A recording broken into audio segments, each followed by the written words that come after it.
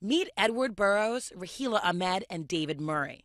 These fresh-faced college students spent primary day at the polls, not just voting, but campaigning for seats of their own on the school board in Prince George's County, Maryland.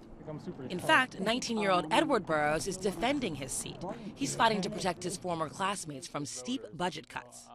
At the polls last week, we had early voting. There were several people who came up and said, you know, I didn't vote for you last time because you were too young, but I've seen you on the board, I've seen you in action, and you're doing a great job, so you have my vote. Burroughs got 67% of the vote Tuesday.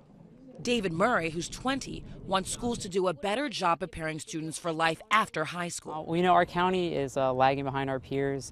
We're persistently at the bottom in terms of student achievement, and I want students to have the same opportunity to go to college and to be successful in the workforce.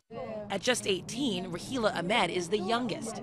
She attended the county's public schools for 13 years. I bring a knowledge of the schools. I bring a knowledge of the system and what goes on in the schools. And I think that that is something that can be a very good asset to the board. All three won their primaries and are gearing up for the November election. Because they graduated recently, they say they know what students and teachers need. Some of their opponents say their youth could be a problem. We have a $1.6 billion budget, so that's a $1.6 billion business enterprise. We need folks with experience management. I think my opponent is a very bright young man. He's in college himself. He's come through the process, but I think that there's something to be said for having experience. But these candidates have a message for people who think they're too young.